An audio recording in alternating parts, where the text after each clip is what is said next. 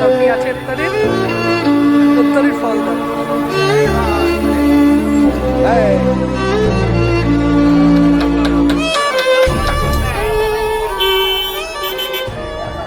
আপনি কি রোজই আসেন এখানে? আমি এই রমজান মাস বলে এসেছেন? জীবনের প্রতিদিন এসেছি। ও জি। এতদিন বয়স হয়েছে আমি কোনোদিন ও মানে আপনি ওকে নিয়ে কোনোদিন এরকম কিছু করেননি, আজকে প্রথম? এটা সত্যি? ও মানে আজকে 5টা রোজা, এই 5টা দিনে আসছেন, মানে জীবনে কোনোদিন ওকে নিয়ে বার হননি ভাবে?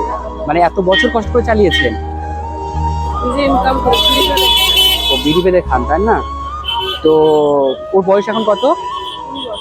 ও 20 বছর হয়ে গেছে, মানে জন্ম থেকে ওরকম? ও আর দুটো যে সব ছেলে মেয়ে আপনার আছে, তারা কি তারা স্বাভাবিক?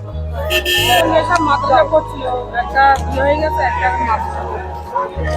ও দুটো মেয়ে আর একটাই ছেলে, তাহলে তো আপনার ছেলের মানে এরকম, মানে তো আপনার সমস্যা ভবিষ্যতে। আপনি ওদের আপনার ভবিষ্যতের কারণে আছে, তো পরে আপনার যে আপনি যখন থাকবেন না তখন কি হবে সেটা তো। কারণে তো। হ্যাঁ, এটা কিন্তু একটা খুব বড়। কিছু একটা ওর জন্য করে রাখলে কেউ দেখবে। হ্যাঁ, এটা সত্যি, ভালো মানুষকে মানুষ দেখে না, আর ওই রকম মানুষকে কে দেখবে? তো আপনি আজকে এসেছেন, আপনি কিছু পেয়েছেন, মানে টাকা পয়সা কিছু দিয়েছে? 2,000 টাকা 200 টাকা মতো হয়েছে। তা আপনার কি মানে রোজে আসবেন এদিকে এখন? এই রমজান মাস কাটাচ্ছি। তারপর আবার কি করবেন, মানে বাড়ি থাকতে। বাড়ি থাকবেন? তা মেয়েরা দেখে, একটু হেল্প করে আপনাকে? তাদের কে দেখে বলছি নেই। তো তাদের অবস্থাও খারাপ। মেয়ের এই বড় মেয়েটার এই 2 মাস হচ্ছে বিয়ে হয়েছে, 2 মাস আগে বিয়ে হয়েছে? আরো সব কিছু দিতে হবে। ও মানে দেনা পাওনা দিতে হবে। এই না, এটা তোমার জন্য। খুশি? হ্যাঁ। ও কথা বলতে পারছে না, একদম কোনো কথাই বলতে পারে না। আমি দোয়া করি তো আপনার জন্য মানে ধৈর্য ক্ষমতা দিক। মানে মাদের তো অসীম ধৈর্য থাকে, আল্লাহ তাদেরকে দিয়েই পাঠায়, ধৈর্যটা আল্লাহ তাকেই স্বয়ং দিয়ে পাঠায়, এই জন্য আপনি সহ্য করতে পারবেন বলে আমি কথা বলছি তোদের সঙ্গে দ্বারা। তো এটা একটা বড় কথা। তো আমি তো ভেবে অবাক হয়ে যাচ্ছি, এত বছর আপনি নিজেকে চালিয়ে নিয়েছেন, এখন এসছেন, আপনি তো কেঁদেও ফেলেছেন। চিন্তা করবেন না যাচ্ছেন, এটা কিন্তু আল্লাহর একটা পরীক্ষা, বুঝেছেন? অনেক মাদের এই পরীক্ষা আল্লাহ করে, ঠিক আছে? ও খিদে পেলে বলতে পারে? ইশারা করে বলতে পারে? তাহলে ও তো সবকিছু আপনাকে এই করতে হয়, দেখভাল করতে হয়, সবকিছু করতে হয়, মানে এই থেকে নামতেই পারে না ও। চেকিয়ে লাগাতে হয়, চেকিয়ে বাথরুমে যেতে হয়।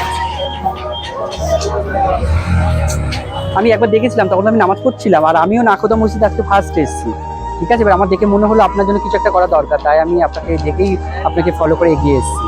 তা দোয়া করবেন আর ভালো থাকবেন। হ্যাঁ, আমি যদি নিশ্চয়ই আবার আপনাদের সঙ্গে দেখা হয় অবশ্যই কিছু করব, ঠিক আছে? আমার জন্য দোয়া করবেন। হ্যাঁ, আর আমি কি বলবো, আমার বলার মতো কোনো ভাষা নেই। আপনাকে একটু ধৈর্য ধারণ করতে হবে, এটা আমি বলতে পারি আপনাকে, কারণ ধৈর্যশীলটাই আপনার জন্য ঠিক, আর এছাড়া আর কিছু বলার মতো আমার কোনো শব্দ নেই, ঠিক আছে? ও খেয়েছে, দুপুরে খেয়েছে? তাহলে ওকে খাইন। ও ভাত দিয়েছে? ঠিক আছে, আপনি তাহলে ওকে গিয়ে নিয়ে খেয়ে আসেন, ঠিক আছে? আসি তাহলে আম্মা। হ্যাঁ, তো এটা খোল দেখি, আমি এটা খুলতো, খোল দেখি। আর কোথায় টাকা, কোথায়? আর নেই? তোর কি নাম? হ্যাঁ, আপনার তো প্রায় 1,000-2,000 টাকা তো হয়ে গেছে।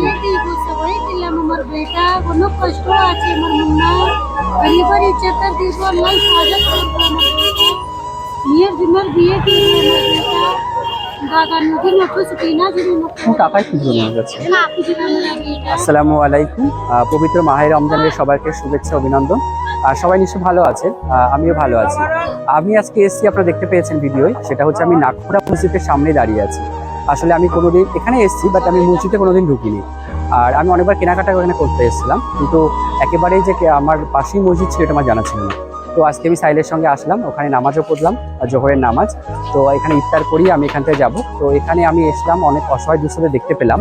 তো আমার মনে হয়েছে তাদের জন্য কিছু একটা আমার করা উচিত। আপনারা দেখতে পেয়েছেন ভিডিওর মাধ্যমে, যেখানে একটা অসহায় ভাই এবং তার মা খুবই অসহায়, ওনাকে 20 বছর আর বয়স হয়ে গেছে এখনো ভাইটার। তো উনি এই রোজার মাসে ওনাকে বার করেছে, যেহেতু ওনার কাছে আর কোনো উপায় ছিল না, সেই কারণেই কিন্তু উনি বার হয়েছে। এবং আপনারা এটা, আমি একটা কথা এত কথা বলছি, তার একটা কারণ হচ্ছে, আমরা যখন এটা প্রকৃত অসহায় দুস্থ, তারা কিন্তু দেখবেন সাহায্য চাইতে লজ্জা পায়। আর যারা একটু অসৎ ব্যক্তি হয় তারা কিন্তু এরকম একটু করে, আপনাদের ডিস্টার্ব করবে। তো আপনারা প্লিজ এই দিকে একটু খেয়াল রাখবেন। আমরা আমরা তো অবশ্যই সাহায্য করব, কিন্তু যাদের সাহায্যের অবশ্যই প্রয়োজন তাদেরকে আমরা সাহায্য করব। আমরা অযথা অসৎ ব্যক্তিদের সাহায্য করব না, কারণ তাদের কোনো প্রয়োজন নেই। যাদের সত্যি সত্যি প্রয়োজন আমরা কি যেন একটু বিচার করে নিতে পারি, সেই জন্য আমার কথাগুলো বলা। আর আপনার ভিডিওর মধ্যে দেখতে পেয়েছেন যেখানে কিছু মানুষ আমাকে একটু বিরক্ত বোধ করছিল, তো আমার একটু অসুবিধা হচ্ছিল, কিন্তু সেই সময় তো আমার কিছু করার ছিল না। তো সেই কথাগুলো বলার জন্য এতগুলো কথা বললাম আপনাদের। তো আপনারাও একটু খেয়াল রাখবেন, যারা যারা সত্যিকারের প্রকৃতি অসহায় তাদের জন্য আপনারা কিছু করবেন। আর যারা কিন্তু এগুলোকে এক ধরনের পেশা হিসেবে বেছে নিয়েছেন তাদেরকে একটু অ্যাভয়েড করে চলবেন। আর রোজায় তো আমি আছি, আর আমার একটু কষ্ট হচ্ছে, যেহেতু আমি রোজার মাসটা একটু বাড়িতেই থাকি, প্রতি বছর তাই করি, কারণ রোজার সময় আমি খুব উইক হয়ে যাই, আমি বাইরে বার হই না। কিন্তু এবারটা আমি বাইরে বার হব একটু, যেহেতু আমার পরিবার মানুষদের খোঁজ নিতে হবে, সেই কারণে আমার বার হতে হবে। তো আর আমার ভিডিও যদি আপনাদের ভালো লেগে থাকে আপনারা অবশ্যই আমার চ্যানেলটাকে সাবস্ক্রাইব করবেন। আর আমি দেখেছি আমার অনেক বন্ধুরা আমার পাশে দেখছে, আমার ভিডিওগুলো দেখছে, কমেন্ট করছে। আমি তাদেরকে সত্যি আমার মন থেকে আন্তরিক শুভেচ্ছা অভিনন্দন জানাচ্ছি এবং আমার ভালোবাসা যে তারা আমার এইভাবে আমাকে সাপোর্ট করছে, কমেন্ট করছে। আমার অনেক ভাই, অনেক দিদি ভাই, বন্ধুরা, দাদারা, ভাইরা সব আমার পাশে আছে। এইভাবেই আমি চাই সবাইকে আমার পাশে, তাহলেই কিন্তু আমি এগিয়ে যেতে পারবো এবং অসহায়দের জন্য যে ভাবনা চিন্তা আমি করছি আগামী দিনে, সেটা হয়তো আমি পূরণ করতে পারবো। এবং সেটা কিন্তু আপনারাই আমাকে সেই স্বপ্নের দিকে এগিয়ে দিতে পারেন। তাই আপনাদের কাছে সবার কাছে একটা ব্যক্তিগত অনুরোধ যে আপনারা আমার পাশে এভাবে থাকবেন। সবাই ভালো থাকবেন, সুস্থ থাকবেন। আল্লাহ হাফেজ।